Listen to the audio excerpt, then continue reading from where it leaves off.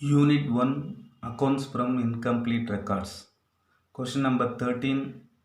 From the following particulars, calculate total sales. Debtors on 1st April 2018 2,50,000. This is debtors opening balance. Bills receivable on 1st April 2018 60,000. This is bills receivable opening balance. Cash received from debtors 7,25,000. Cash received for bills receivable 1,60,000.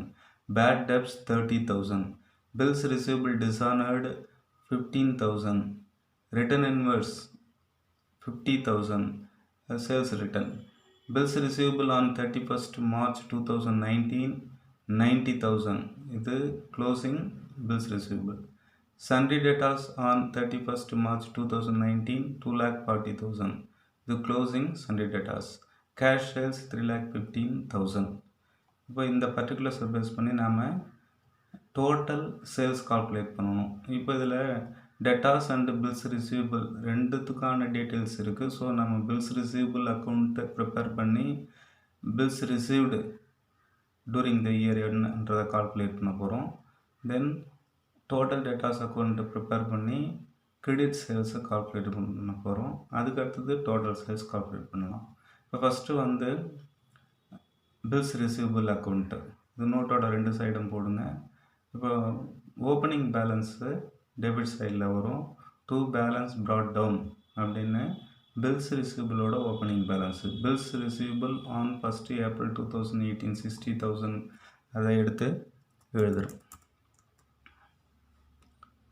Next, cash received for bills receivable. Cash received by cash account cash received from for bills receivable 1,60,000. அதை எழுதணும்.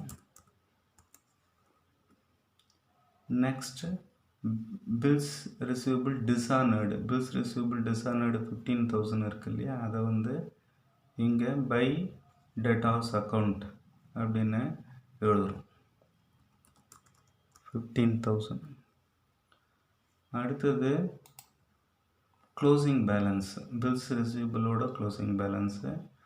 Bills receivable on 31st March 2019 90,000 இருக்கு இல்லையா, அதை எடுத்து எழுதுகிறோம்.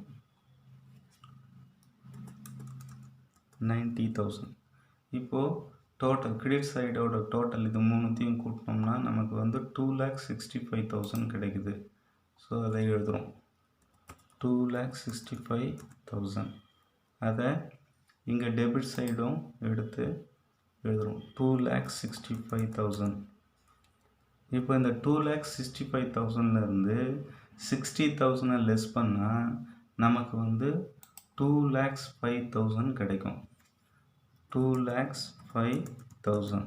இப்போ இதுதான் வந்து 2,05,000 தான் bills receivable received during the year balancing figure. இப்போ நாம் இந்த bills receivable அக்கௌண்ட்டு ப்ரிப்பேர் பண்ணி bills receivable received கால்குலேட் பண்ணிட்டோம். இப்போ நாம் வந்து debtors அக்கௌண்ட்டு ப்ரிப்பேர் பண்ண போகிறோம். இப்போ என்ன பண்ண போகிறோம், debtors அக்கௌண்ட்டு. இப்போ debtors அக்கௌண்ட்டில் first to balance brought down opening பேலன்ஸை எடுத்து எழுதணும். இப்போது debtors on 1st April 2018 2,50,000 இருக்கு இல்லையா, அதை எடுத்து எழுதுகிறோம். 2,50,000. அப்போ இப்போ debtors கிட்ட இருந்து கேஷ் ரிசீவ் பண்ணது.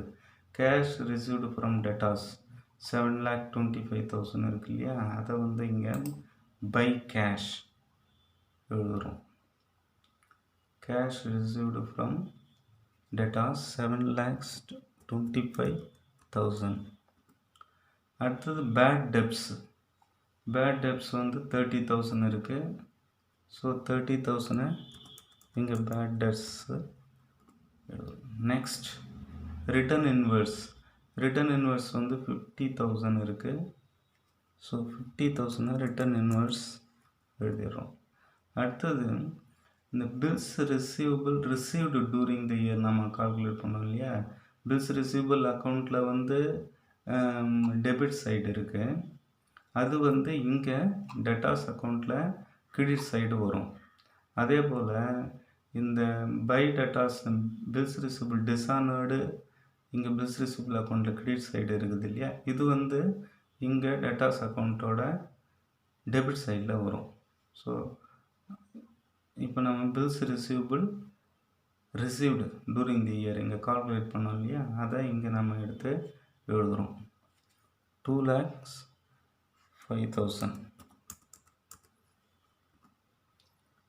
அடுத்தது இந்த பில்ஸ் ரிசீவபிள் டிஸானர்டு அப்படின்னு இருக்கு இல்லையா, 15,000. அதை இங்கே டெபிட் சைடில் டு பில்ஸ் ரிசீவபிள் அக்கௌண்ட் அப்படின்னு சொல்லிட்டு 15,000 எழுதுகிறோம். இப்போது இந்த கிரெடிட் சைடோட டோட்டல் எல்லாத்தையும் டோட்டல் பண்ணோம்னா 12,50,000 வருது. ஸோ அதை நம்ம இங்கே 2,50,000 அதே டோட்டலை இங்கே டெபிட் சைடை எடுத்து எழுதுகிறோம் 2,50,000.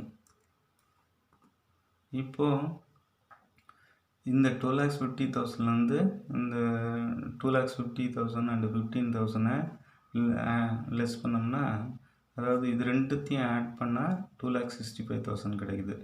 12,50,000லேருந்து 2,65,000 லெஸ் பண்ணால் 9,85,000 கிடைக்குது. அதுதான் வந்து கிரெடிட் சேல்ஸ். 9,85,000 credit sales. இப்போ நம்ம வந்து டோட்டல் சேல்ஸு கால்குலேட் பண்ண போகிறோம். இப்போ டோட்டல் டெட்டாஸ் அக்கௌண்ட்டை ப்ரிப்பேர் பண்ணி கிரெடிட் சேல்ஸு 9,85,000 கண்டுபிடிச்சிட்டோம். இப்போ நம்ம டோட்டல் சேல்ஸ் எவ்வளோன்னு calculate. Total sales is equal to cash sales plus credit sales.